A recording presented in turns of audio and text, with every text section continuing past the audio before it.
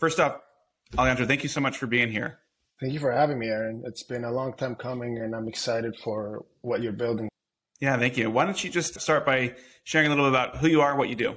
So, again, Alejandro Alvarez. I'm at Cushman Wakefield on the brokerage side, essentially advising and supporting clients, companies, startups on identifying their office and workplace need and then executing, right? So finding office space, negotiating leases, talking about office and workplace strategy.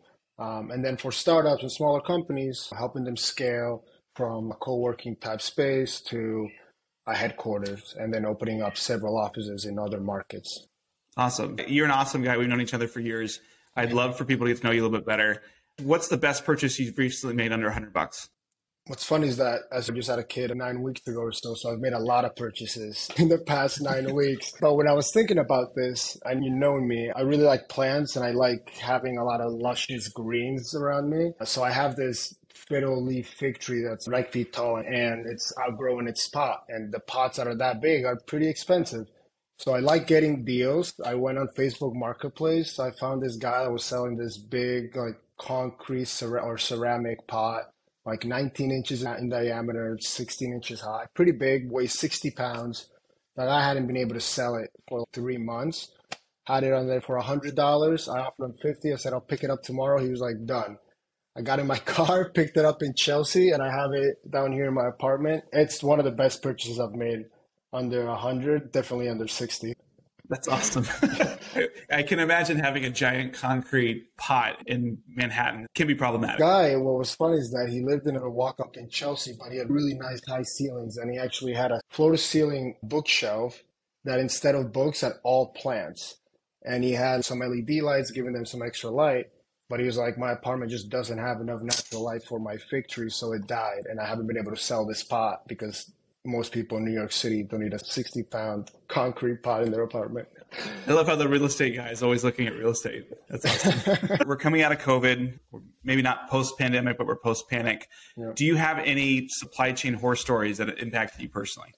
It could be something personal. I mean, something personal, right? Again, moving to a new place with a new family, all the furniture, so much furniture I purchased just took months. Our bed was delivered 4.5 months after when they were originally going to deliver it.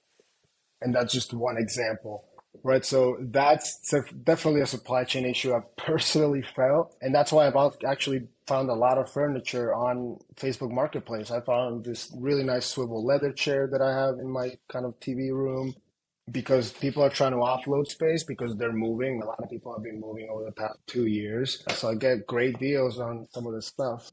And it's delivered immediately. Yeah, this is not an ad. That's awesome. Let's kind of to you professionally. So you are a broker. What is a broker? And just kind of start there. Yeah, and I think before we go into exactly what is a broker, right, I think we should think about where the world is currently in terms of the workplace and office space in general, right? I'm pretty sure every company, if not most companies, are reevaluating what it means to have an office. And the focus has shifted into quality, into amenitized buildings, and into transportation and access. So when we look at New York City as a microcosm, because it's one of the largest, if not the largest commercial real estate market in the world, we're at 21.9% vacancy. Average rents are around $71 a foot. Out of that 21, almost 22%, 21 million square feet of that is sublease space. 68 million of that is direct space.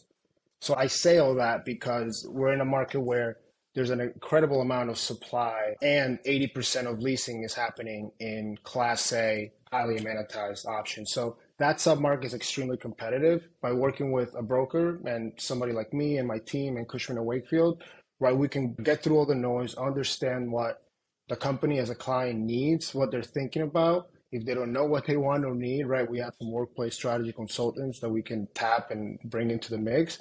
But we help you understand what you need, identify, negotiate, and execute on that deal, but then also work with you over the next 12, 36, 48 months to understand, okay, what's the next step? Because a lot of what we're doing now is really short-term solutions as companies figure out, okay, we've tried this for the next 2 years.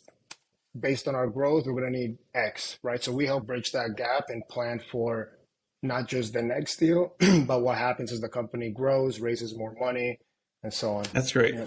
Just staying macro, or just from a New York perspective, you threw out a bunch of figures about how much space we have, how much vacancy is. How's that compare historically? It's a big difference, right? I said a number, 21.9% vacancy. That's all-time highs since this has been ever tracked, right? That, when you're thinking about historically, New York City probably hovers between 9.3 and 9.8 vacancy normally pre-COVID, right? So we're double. So we're double in a market that's 411 million square feet. So the magnitude is the size of most central business districts. A lot of cities don't have 21 million square feet, let alone available on the sublease market. Yeah, it basically sounds like all of downtown Cleveland is vacant. Yeah. Comparatively Manhattan. And that's just, not to knock on Cleveland. And that's just sublease, right? You're talking about in total, it's 89 million square feet. So it's a plethora of space, and doing some of these deals with clients now, 5, 10, 20,000 feet, and initial surveys for space come back with 100 buildings, 150 buildings, 300 spaces, right? So a lot of it is really getting through that quickly, because the spaces that are in quality buildings are the ones that are going out the shelf first, per se. And I know some of those we've been bidding on, especially in the new development. So again, two different worlds. I think the class B minus C spaces, where you saw startups wanting to go in and just put heads and be like, we're in New York City, that's cool enough.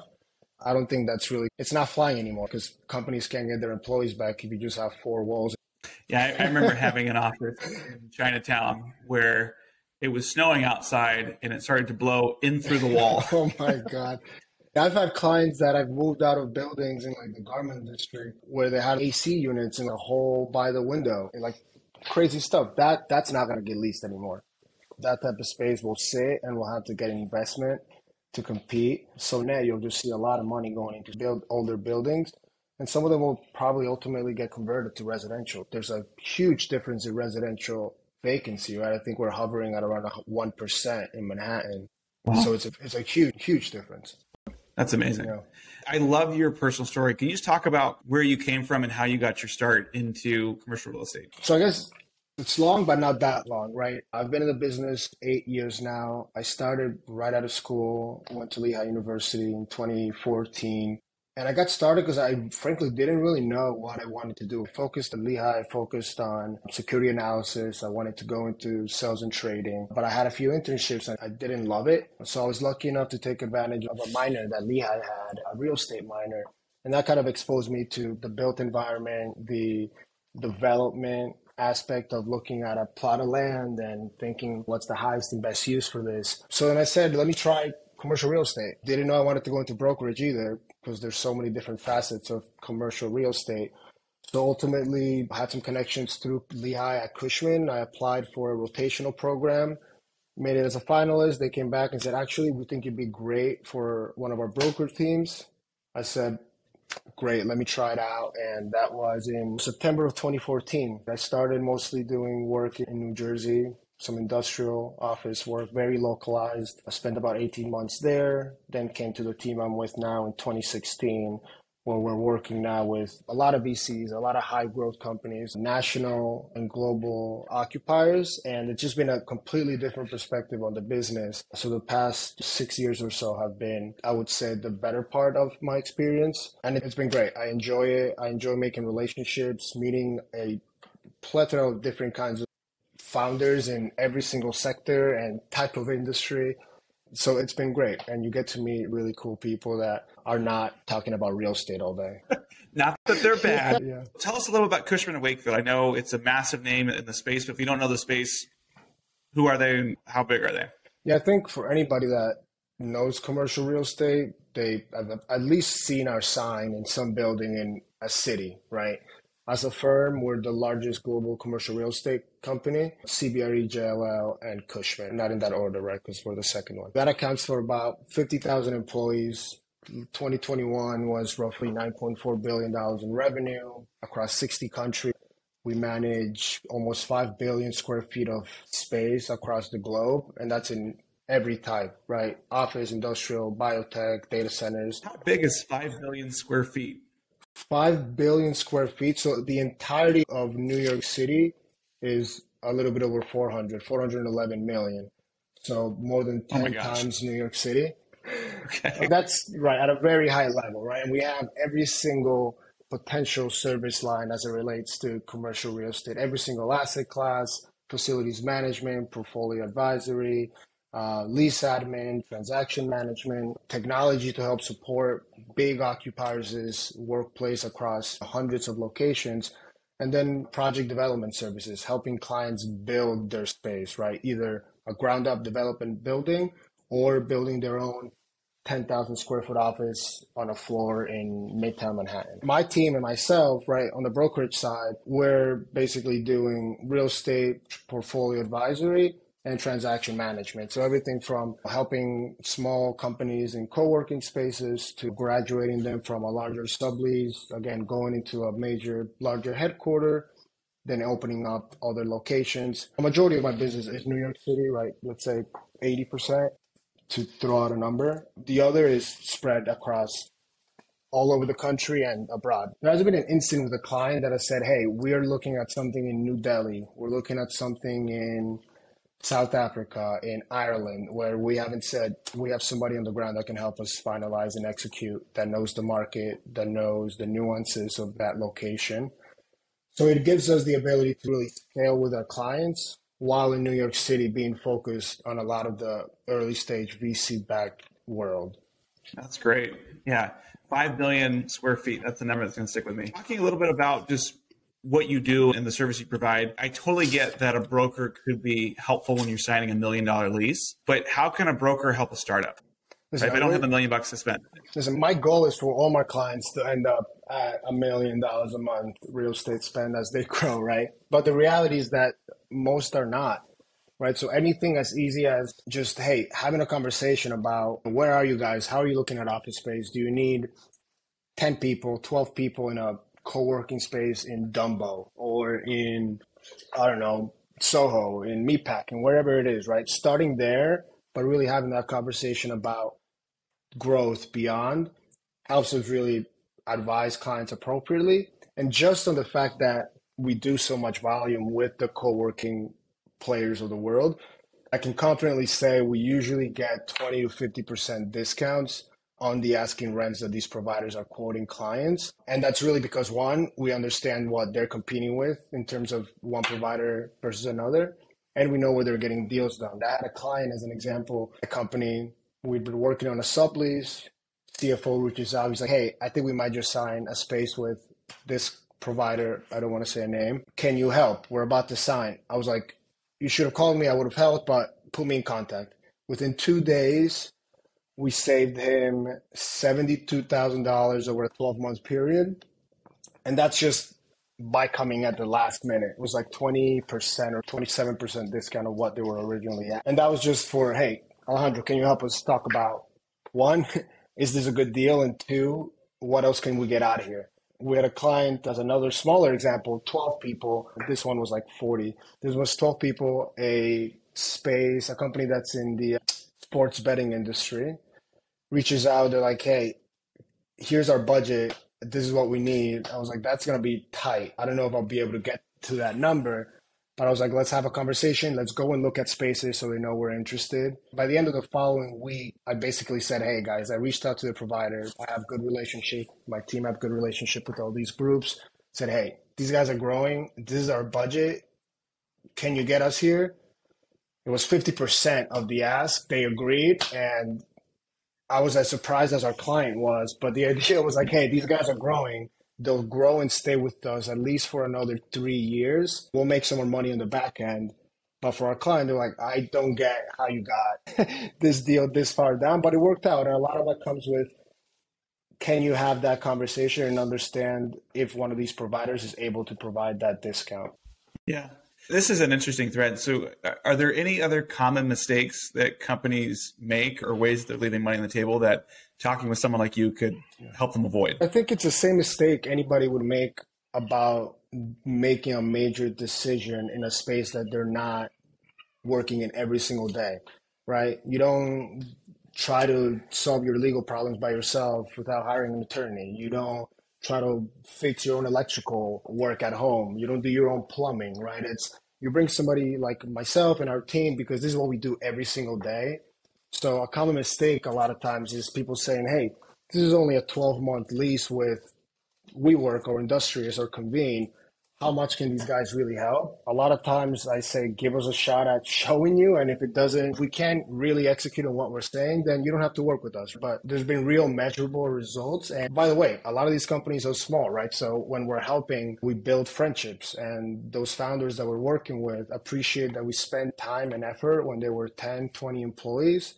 And the goal is that they continue to work with us when they're 50, 100, and 200 employees.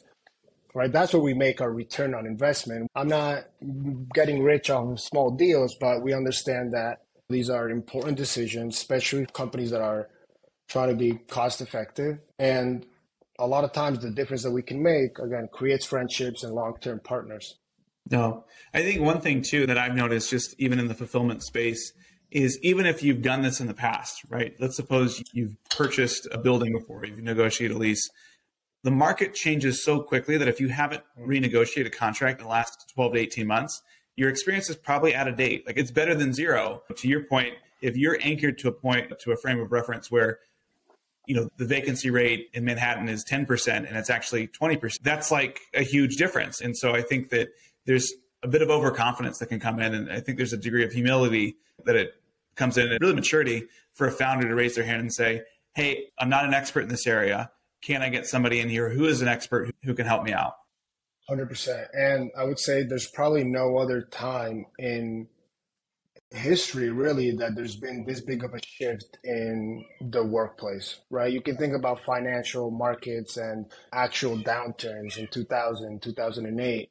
Yeah, obviously jobs were getting lost and people were downsizing and companies were going bankrupt.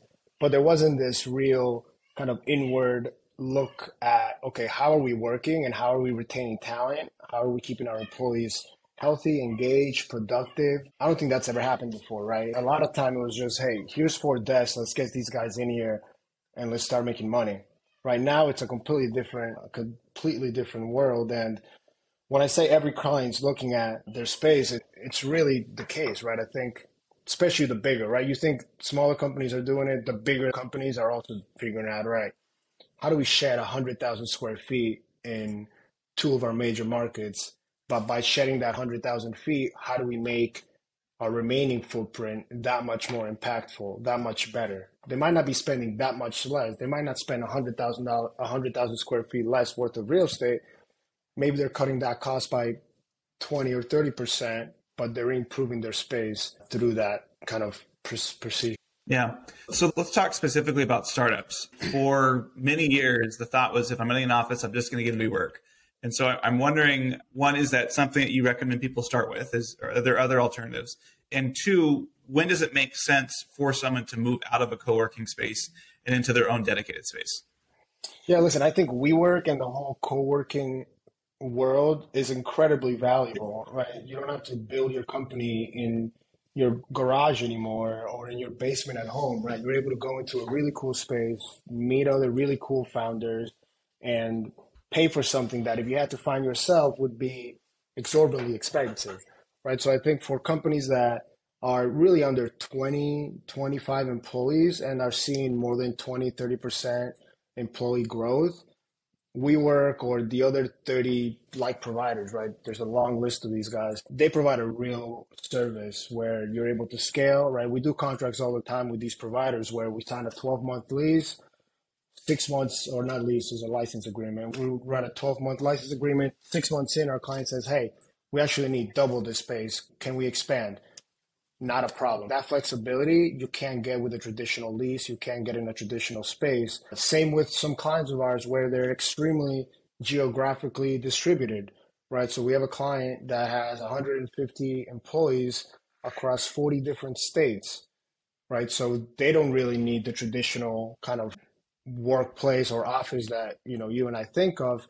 They're doing a small, in this instance is a WeWork, in Manhattan for 30 people. And then the rest, we've negotiated a license contract to access not only WeWork, but various other providers in Austin, San Fran, Miami, in Atlanta, in Chicago, where they can now have a place where employees are still working from home, but maybe once, twice, 3 times a week, they're coming into a place where they can be together.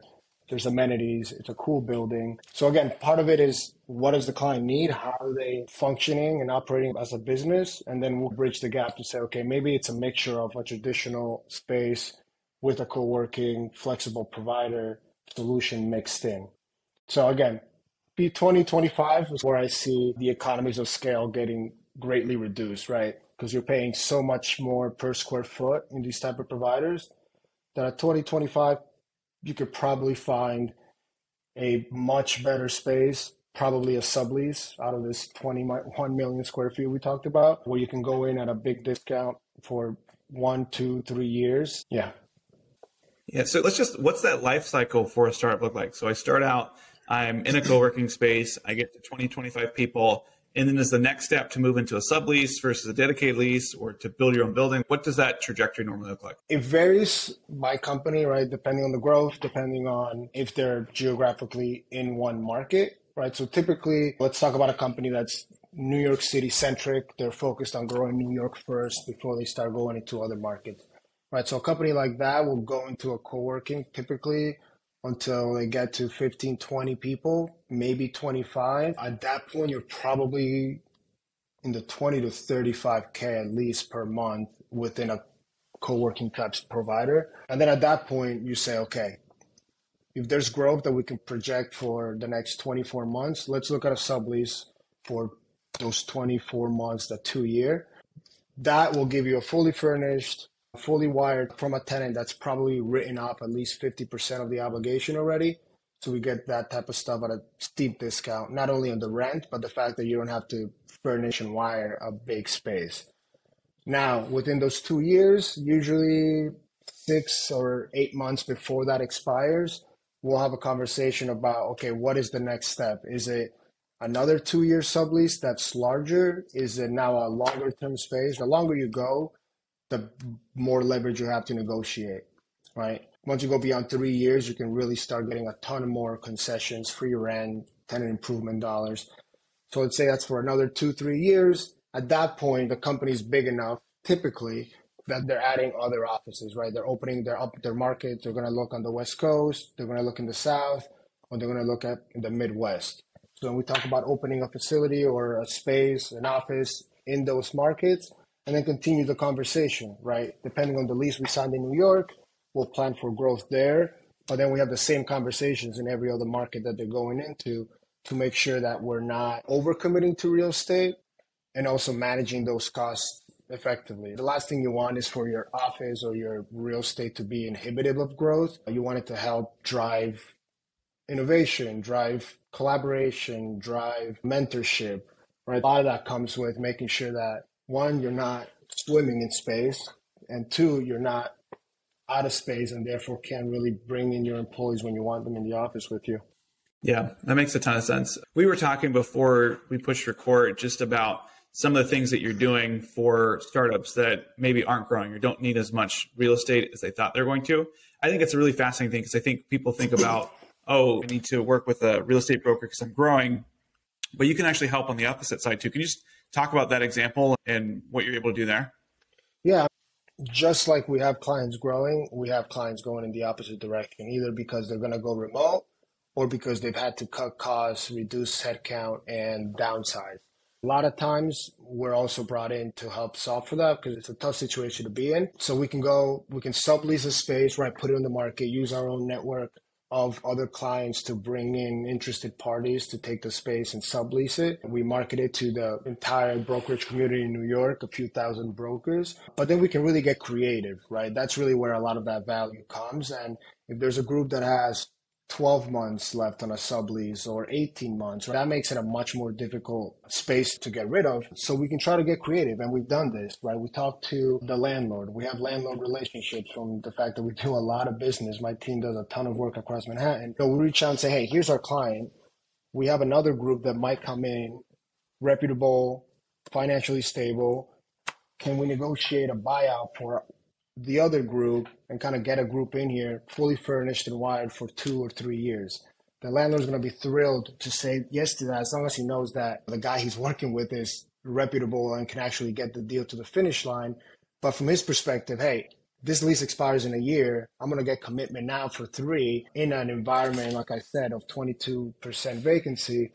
It's hard to get those things done sometimes, but if you don't have a team that's done it time and time again, it becomes a much hairier situation. And we did something like this for a client downtown. We're finalizing that deal actually currently. And it's a success story, right? Because the clients really see that we can really think outside the box and come to a solution that makes real impact, especially now as companies are starting to come back to the office, whether it's in a hybrid model or not. It's important that they're coming back to a space where employees are excited to be there. For sure. So let's talk a little bit about just like the mechanics of a lease. Could you just educate me on what are the basic parts of a lease and what are the different nuances that people should pay attention to? If you want me to start boring the audience, I can talk lease for the next 45 minutes. These documents can be anywhere from 30 to 180 pages. I think last year I had a lease that was 230 pages for a big nonprofit. Wow. So there's a lot of components that go into it. I think it gets more and more complicated the larger the tenant, right? The bigger piece of a building that you are, the more impact that you have on operating expenses, the more impact you have on the electrical work or electrical grid. So there's a lot that goes into it at that point. For the purpose of our conversation, let's say companies under 20,000 square feet, let's say under 10,000 square feet. Realistically, what you're going to focus on mostly is going to be your base rent, your operating and tax escalations, right? Making sure you have the right and appropriate base year. Sublease rights will be incredibly important, right? Making sure that you have negotiated a short window of time for the landlord to approve a sublease and that you have the ability to sublease at all. Especially for high growth, we need to make sure to offload the space if we need to and move elsewhere. Relocation rights. If you're a small tenant and it's a short-term lease, there's no reason a landlord should relocate you if you're going to be there for 2 or 3 years. If you're 5,000 feet and you have a 9-year lease, that's different, right? Because the landlord should be able to restructure their asset as they can. But that's incredibly important.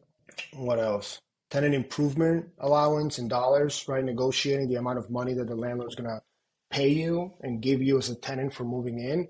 You don't just come in and say, hey, my rent is 20 grand a month. You come in and you say, hey, I'm giving you 20 grand a month, but with that commitment and the 2 or 3 years of term, I want $30 or $40 a square foot in dollars to upgrade the space or buy furniture. I want to make sure I have 3, 4, 5, 6 months of free rent. Those are all things that are happening now because it's such a competitive market for tenants that if you're not doing this every day, you might say, hey, this is a good deal, let me take it. But you're leaving probably at that scale, maybe a couple $100,000 on the table. Wow. Okay. That can add up pretty quickly for a fast growing company. And the bigger they are, the bigger those numbers. Yeah. What are some of the craziest things that you've seen either being requested or actually put into leases? Define crazy. Just that raise your eyebrow. So you talked about someone agreeing to 50% of the asking price, put in that category. But I'm just imagining that someone say, hey, I want a hot tub or I want something random in a space. Nothing crazy like that. Right? For typically, if you want like a hot tub type of stuff, right, there's some load limits. Water's incredibly heavy. So depending on where you are in the building and the age of the building, you might not be able to do that. But I'm trying to think crazy. Sometimes some of the terms I see, right, when I try to talk to a client and I say, hey, give me a shot. Let me just review your lease and provide some feedback on how we might have been able to help and how we can help the next time around. A lot of times I read some of this and some of the provisions that were accepted by the tenant. I'm like, there was a lot of room here. Right, this is not market or the broker just wanted to get the deal done and didn't push hard enough on specific terms. That sometimes is a little glaring because I'm like, this is ridiculous. And that obviously shows that we can help when we have that conversation. But two, I think what's been crazier the past 2 years, not in terms of crazy, but in terms of structure, is we're seeing deals done at all-time high rents with all-time high concession packages. So deals are obviously buying up their face rents because that makes their pro forma look better for the building as they look to sell.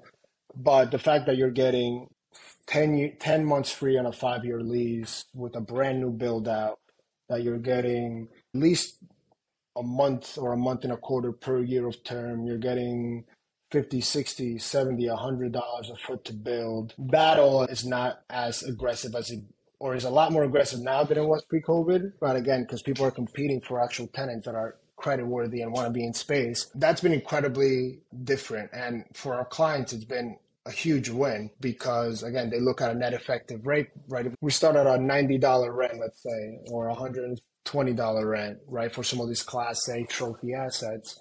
When we start looking into the concessions, the net effective numbers, once we're able to negotiate that, are pretty aggressive in terms of the discounts that the client sees. And oftentimes they're pleasantly surprised. That's great. If I'm a company and I'm considering hiring a broker, what sort of questions should I ask when I'm evaluating you or a company like you? I would say first, let them explain what they've done, what experience they've had working with companies in your space, helping solve problems of growth as it relates to real estate. How have they solved for things in the past? Explain, as a founder, as a COO, explain the current need. And don't just ask me, right? Ask a few other brokers, right? What's your perspective? And feel confident that response is really going to drive the solution that you're trying to get to. There's a lot of people in the business or my business that are not very good at what they do. They've been in the business for a long time. They're just closing deals. They get it to the finish line. They sign. We're not like that. My team, obviously, we're 6 people currently, led by 2 senior guys that have been doing this for a while. But our team generally skews young, and our goal is to build long-term relationships. So the last thing we want to do is get a deal done just to get a deal done and cash a commission, but not do best by our client because we'll know we'll lose them the second time around. And again, we're here for the long haul. And Aaron, you and I have known each other now, 7 years probably? Yeah, you were just getting started. I was just getting started, right? Stuff like this is what I love about the business. There's so many folks that I've connected from when I first started to now that I've seen do really amazing things with their own companies in their own sector. I've seen the founders mature, have families, kids, sell their companies for $100, $200 million and completely change their life, right? And seeing that path and learning about the issues that those specific companies had and how we might have been able to help or did help from real estate side has been really rewarding and, again, a lot of fun, right? More than anything, I guess the last tidbit there is make sure the guy you're going to hire is somebody you want to spend time with, right? Because real estate doesn't happen in a 1-week time frame, right? We're not just selling stocks here, right? Things take time. They're a process. We're going to spend a lot of time together over the next few months or the next few years. So also make sure you like the other guy across the table, because if you don't, it's going to be not very fun. And I like to take clients out and have a good time whenever they're around. I can vouch for that. Yeah. That's awesome. Shifting and looking toward the future, I'd love just to hear your macro perspective on how the industry has been changed and shaped by COVID, and what do you think is next in a post-panic world? Yeah. No, I think COVID, again, absolutely changed the market and did a whole 180, right? In 2019, the tech sector in New York City was extremely hot. Most of the clients I was working with were tech companies that were raising Series C's, D's, and doing an incredibly job guzzling up space. So we were in bidding competitions in many occasions for space that frankly was unimpressive. Shifting that to today, the focus is now, like I said at the beginning, it's really on quality, right? Most landlords that have big blocks of space available, whether it's Midtown South or Midtown, are investing in new lobbies, are investing in amenitized floors with conferencing spaces and pool tables and golf simulators to try to bring people back and make an environment that's more collaborative. That's been a big shift. And again, just the flight to quality, that's been the biggest change I think that we've seen. When you think about, I'll throw out some numbers again based on our quarter market reports. Third quarter, we did 7 million square feet of new leasing in New York City, up from 5.9 million second quarter. Year to date, we're at 0.1 million square feet versus 18.6 million from 2021. It's about 8.3% increase. But the biggest difference is financial services accounted for about 41% of that. Whereas before COVID, from like 2018 to 2020, it was 21%. We were seeing a lot more of the tenant base be the tech sector and TAMI sector. So that's shifted. So as we see that change, and we'll continue to see a few things happen, I think you'll see a return to office, obviously in some capacity, think our projections are probably getting to 50% by the end of 2022. You'll see rents probably increase, mostly driven by new product. In Manhattan, we have, I think, 5 million square feet or so delivering by the end of the year. And the tenants, clients that we're working with, companies that are looking to bring employees back are going to focus on some of these amenities and some of these amenitized buildings.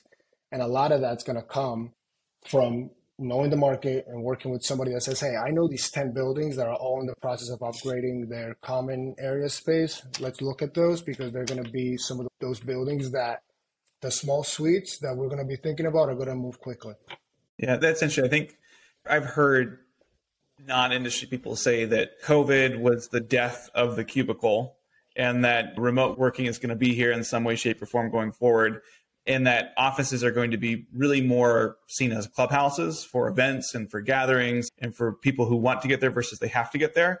Is that how you see the future of work? Yes and no, but I think hybrid's not going anywhere, right? I myself, I'm working in the office mostly 3 days a week, maybe 4, 3 more now because of the baby at home. But the flexibilities, I think it's great for employees' work-life balance. Right. As at the end of the day, if you can produce and show that you're doing your job well, you should be able to have that flexibility to plan around at least a few days from home. So I think that's not going anywhere. I think a portion of a company's office will become this clubhouse feel that you're talking about. Right. You're seeing a lot of the new develop with a lot of hospitality inspired finishes because of that. But I don't think 100% of somebody's occupancy is going to be a cool club type space. At the end of the day, you're there to work, right? Leadership's there to execute on specific business targets. And a lot of that's going to come from collaboration and mentorship and a lot of the benefits that you get from being in an office environment with a little bit of club feel mixed in, right? I think we're seeing clients expanding their pantries, expanding their cafe, collaborative, like hangout areas. We're seeing them add more conferences, more meeting rooms so people can go in and have private meetings and collaborate. And we're seeing clients shrink private, right? People want their private space, great, but there's no need for you to have a 20 by 15 size corner office anymore because, again, it's not adding to the value and kind of the mission that the company's trying to execute on or get to. That's great. If someone wanted to stay up to speed on the current trends and what's going on, what sort of things should they read? What do you read to stay current on where things are going? Yeah, I think there's a few publications that are pretty well. I know CoStar, which is one of the services that we use for industry data and availability and building info. They have some really good local and national information about what's happening, deals, articles about companies doing all types of things relative to downsizing or relocating or talking about incentives, right? With our companies, our clients, at a certain point, incentives become part of a conversation, right? So we use our incentives practice team to evaluate every major city and say, okay, if you're going to add 50, 100, 200 employees over the next 5 years, incentives plays a piece of that. So Cranes has some great material on that. Cranes also has a great amount of just industry information across usually major markets, New York, Miami, Chicago, I think the West Coast. And then the Real Deal, I think that's very localized. I follow a lot in New York and track a lot of deals that are happening. Even though we do have a pretty robust research department, it's always kind of good to see what people are saying on the street. Then really just general business news, right? As a company grows and as financial markets grow or contract, right, a lot of it is relatively and directly affecting real estate, whether it's in a good way or a bad way. Is there anything specific? I'm a supply chain guy. I pay a lot of attention to like price per square foot in warehousing or fulfillment centers that are coming up. Is there anything you'd recommend that I look at to stay current on there? Tell me what you need, Aaron, and I'll send it to you. Right? Just email Alejandro. Okay. No, really though, but like we do have, in terms of like specific sector or asset classes, if you want to talk about what's going on in the 3PL and the industrial sector, not only in New York, but in New Jersey or in Texas, anywhere in the country, we have a really robust research department that can get you quarterly reports if you want about any and all sectors. And that's going to be, I think, one of the reasons why it's to work with us is out of those 55,000 employees, a few thousand are research professionals that help us everything from understanding market trends to macroeconomic influence that's going to affect the shifting. In the EU, I know our chief economist worked a ton with companies that were looking at how the splitting from the EU going to affect our tax base. Should we relocate? We saw a few clients of ours that we were working with that moved to Ireland, and we found some space for them in Dublin because there was a better space for them to grow because of the tax reasons. Short answer, if you do have some questions or you want to be kept up to speed, reach out, ask me. If I don't have the answer, I can guarantee somebody in our firm will have it, and we can send regular updates. That's great. I think one of the things that I'm always paying attention to, I'm always curious about, is particularly in fulfillment. And I have this thesis that I've been seeing play out throughout the pandemic. There was tons of inventory, tons of demand in e-commerce. And so you had all of this warehousing capacity that was coming online. In many cases, brand new stuff that had been built without any sort of tenant. And they just knew that if they built it, people would come. As of a couple months ago, at least, deals were still being signed at the highest price per square foot in different markets that I had seen, middle of 2021, early 2020. So really these elevated rates. And what I fear is that if I look at all the companies that I talk to that have inventory, most of them have enough inventory for not only this holiday, but a good chunk of next year as well. And so these fulfillment centers have taken out space, have taken on these ambitions for growth, assuming that there's going to be all of this inventory demand. And effectively what is going to happen, I fear, is that we're going to burn through all of that inventory between now and holiday. And we're going to find ourselves in a situation in Q1, Q2, where there are fulfillment centers that now have leases that they can't fill, right? That they're under pressure there. And so I look at it from our client perspective. One, are these fulfillment centers going to be viable? Are they going to be able to service their lease payments if they have half the amount of storage that's taken up? And then two, when is the right time to negotiate for a brand? And if I know that there's extreme vacancy in a market, I know that I can probably get a better deal with a fulfillment center because everybody's searching to fill that space. Yeah, and that's super interesting, right? And you're talking about a completely different sector, right? When I'm talking about all these high vacancy rates in the office side, the industrial world, it's on the complete opposite side of that, right? New Jersey, where we do a lot of our industrial work, I think they're hovering under 2% vacancy there. You can't find industrial space, especially for last delivery mile type locations. Rates are, like you said, through the roof. I've worked on a few industrial deals with some clients in Jersey and in North Carolina this year and in New York. And a lot of times we don't have a lot of leverage, right? Because the landlords say, hey, if you don't take this like this, right, we have the next guy that's coming in and paying up just as much as we want. But to your point, listen, I think, yes, there might be excess space. I think you're seeing that across a few retailers, right, where they overproduce, especially items that they thought were going to be in the same type of demand when they weren't. You can think of Peloton as a perfect example, right? It decided to spend a ridiculous amount of money on infrastructure to build and produce these bikes that they thought were going to be the hot item for the next decade. And now they're trying to lease them for $40 a month because they can't sell them. So like something like that, yes, you'll see it. But I think the trend to ease and last delivery mile type services will continue. The businesses that took too much space will have to sublease it, or will have to, if they go out of business, vacate. But I think there's going to be a very quick turnaround with somebody else coming in and taking it back and saying there's too much value and there's too many business opportunities closing around central business districts where you have people buying stuff on their phone and they expect it no later than 2 days from when they press purchase. So I think that trend will continue. In a different way, you're effectively saying that there could be a day of reckoning for individual companies, but the general macro trend is probably one that, industrial space is going to continue to be full and be expensive.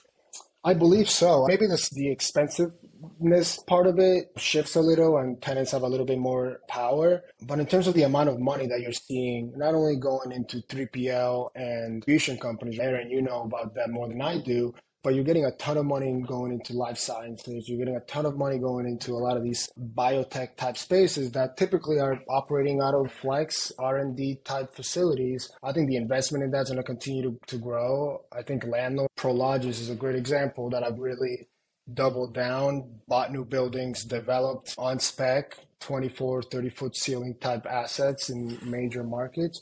They'll end up winning in the long haul. Maybe if you have an industrial building in Nebraska, not so much.